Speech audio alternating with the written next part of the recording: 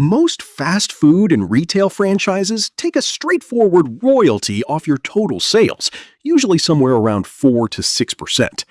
7-Eleven does something almost nobody else in franchising does. It splits your actual gross profit with you through what the company officially calls the 7-Eleven charge. And depending on how well your store performs, corporate share can climb well past half. Most people assume a 7-Eleven franchise is basically the same as any other convenience store or fast food franchise, just with a different logo on the sign. It's actually one of the more unusual financial structures in all of franchising, where the company isn't just taking a cut of your revenue, it's taking a cut of your actual profit margin on every transaction, in exchange for handing you a real estate location, equipment, and support that most franchisees would otherwise have to fund entirely themselves.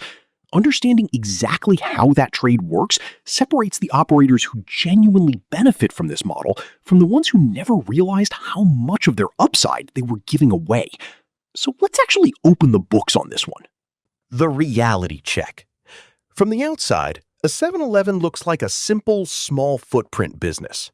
A counter, some coolers, a coffee station, a few aisles of snacks and drinks, maybe a couple of fuel pumps out front. It looks like one of the more approachable, lower-cost ways to become a franchise owner.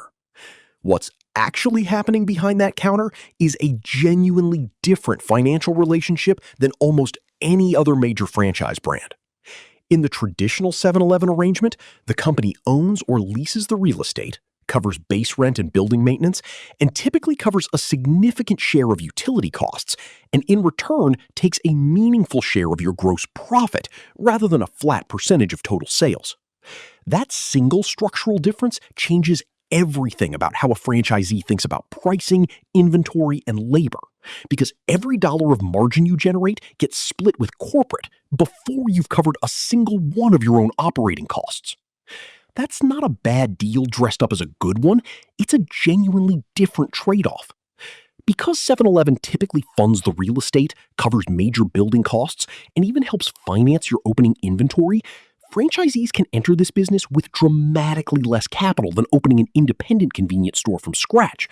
And the company has real financial incentive to help a location perform well, since its own take is tied directly to how much gross profit that store generates. But here's what the numbers actually look like. Chapter 1. Startup Costs. 7-Eleven's franchise structure is genuinely more flexible than most, and that flexibility shows up directly in the startup cost range. Depending on the specific store, its existing equipment, inventory, and financing option chosen, total initial investment commonly cited in franchise industry reporting can range anywhere from roughly $50,000 on the low end for an existing store under a reduced investment option, up to $500,000 or more for a newly built location with a full build-out. Here's the part that makes 7-Eleven genuinely different from most convenience store or fast food franchises. Because the company frequently owns or controls the real estate and covers base rent and building maintenance, franchisees typically aren't financing land, a building, or major structural costs themselves the way a McDonald's or Subway franchisee would. That's exactly why the entry cost for an existing 7-Eleven location can look so much lower than other major franchise brands, even though the store itself might represent a multi-million-dollar piece of real estate and inventory. Here's a detail that surprises a lot of first-time franchisees. 7-Eleven also routinely finances the store's opening inventory through what's known as open account financing, meaning a new franchisee typically doesn't need hundreds of thousands of dollars in liquid cash just to stock the shelves on day one. That financing isn't free, though. It comes with ongoing interest charges, which effectively means the lower upfront cash requirement is paired with a small, continuous borrowing cost baked into how the store operates. Here's what most people miss. Because 7-Eleven offers different financing structures, generally a lower upfront investment paired with a larger ongoing share of gross profit going to the company, or a higher upfront investment paired with a smaller ongoing share, the real cost of this franchise isn't just the number you pay on day one. It's a genuine trade-off between capital you put in now and profit you give up every single day the store is open. Chapter 2. Revenue Streams.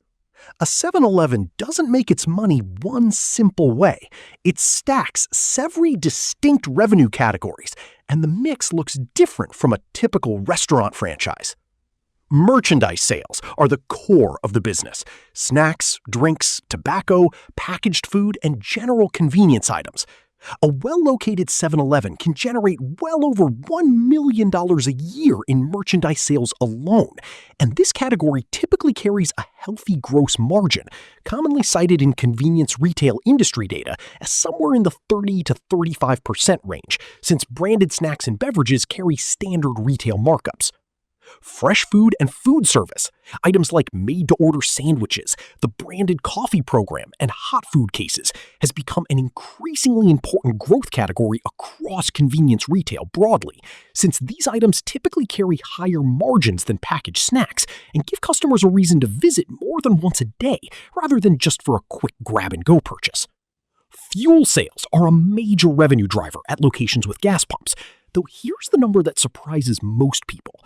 Fuel typically carries razor-thin margins, often just a few cents per gallon, which means fuel drives enormous sales volume through the register, but contributes comparatively little to actual profit compared to merchandise.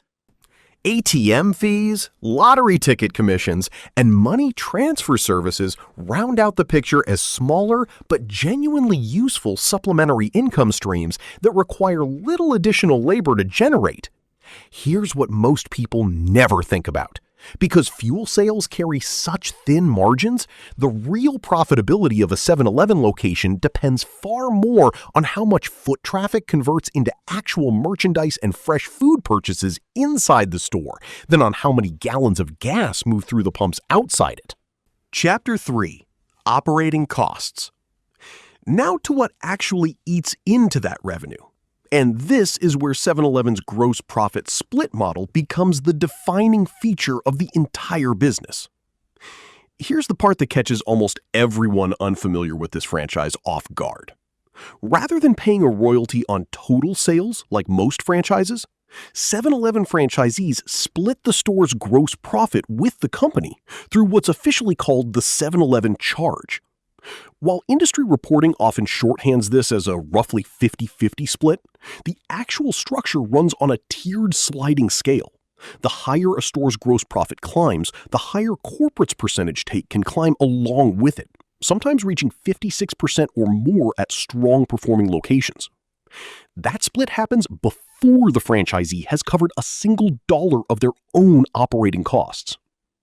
Here's the part that surprises people who assume this franchise works like every other one. Because the company typically covers base rent, building maintenance, and a significant share of utilities, those categories aren't the franchisee's main burden the way they would be at most other franchise brands. From their remaining share of the split, a franchisee's biggest ongoing expenses are typically labor and payroll taxes, store supplies, and inventory shrinkage from theft, spoilage, or cash register shortages. Costs that fall entirely on the franchisee's side of the ledger, regardless of how the gross profit split lands. Labor is usually the largest of these. Convenience stores commonly run with several employees across shifts to maintain the extended or 24-hour operating hours many locations keep. And with minimum wage increases across many U.S. states, UK, and Canadian jurisdictions in recent years, labor costs have climbed as a share of the franchisee's take-home portion. Here's the retention hook worth remembering. Because the gross profit split happens before these costs are covered, a franchisee's actual take-home income depends heavily on how tightly they manage labor scheduling and inventory shrinkage, which is exactly why experienced 7-Eleven operators treat those two line items with the same discipline a restaurant manager applies to food cost. Chapter 4. Profit Margins and Real Numbers. So what's actually left over for the franchisee? Franchise industry reporting commonly cites single-store 7-Eleven franchisee net income somewhere in the range of $50,000 to $120,000 a year, with meaningful variation based on location, store volume, and where a given store falls on that sliding profit split scale. Let's run a simplified example. Take a location generating $1.2 million a year in merchandise sales, with a gross margin of roughly 33%, meaning $396,000 in gross profit before any split. At this store's performance level, assume the 7-Eleven charge lands close to an even split, leaving the franchisee share at roughly $198,000. From that $198,000, the franchisee then covers their own remaining costs, labor and payroll taxes, store supplies, and inventory shrinkage, which for a store this size commonly runs $130,000 to $145,000 combined. Subtracting roughly $140,000 in those costs leaves approximately $58,000 in annual net income for the franchisee, comfortably within that commonly cited $50,000 to $120,000 range for a single, moderately performing location.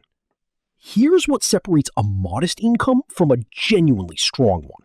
Because a stronger performing store pushes corporate share of the split higher under the sliding scale, franchisees can't just chase higher sales blindly. The real skill is growing gross profit efficiently enough that even a larger corporate percentage still leaves a meaningfully bigger dollar amount on the franchisee side, which is exactly why the strongest performing 7-Eleven franchisees tend to be the ones who eventually take on a second or third store, rather than trying to squeeze more out of a single location alone. Chapter 5. Risks and what makes someone succeed or fail. Now, the honest part. This business has real pressure points, and they're worth naming clearly.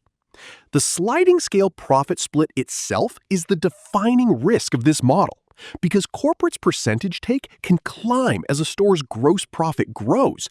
A franchisee running an inefficient store with excess labor hours or high inventory shrinkage feels that inefficiency more acutely than they would under a simple royalty on sales structure, since every dollar of wasted margin gets split away, sometimes at an even higher rate than expected, before it ever reaches the franchisee's pocket.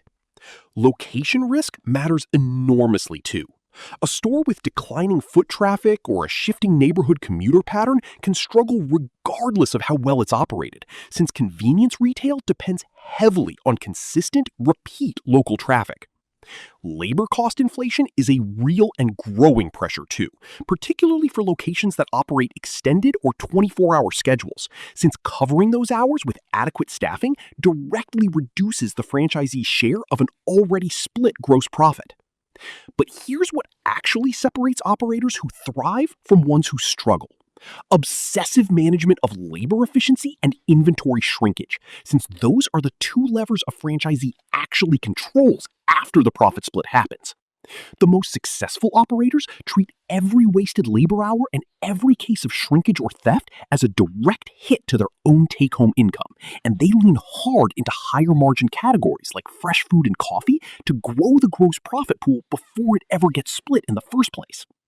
The operators who struggle usually made one of two mistakes.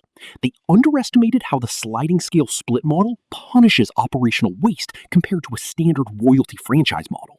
Or they treated the business as passive and didn't manage labor scheduling and inventory closely enough to protect their share of the split. This is a business built for hands-on operators who think like retail managers every single day, not people looking for a franchise they can run from a distance. Everything here is general business education, not financial, legal, or investment advice.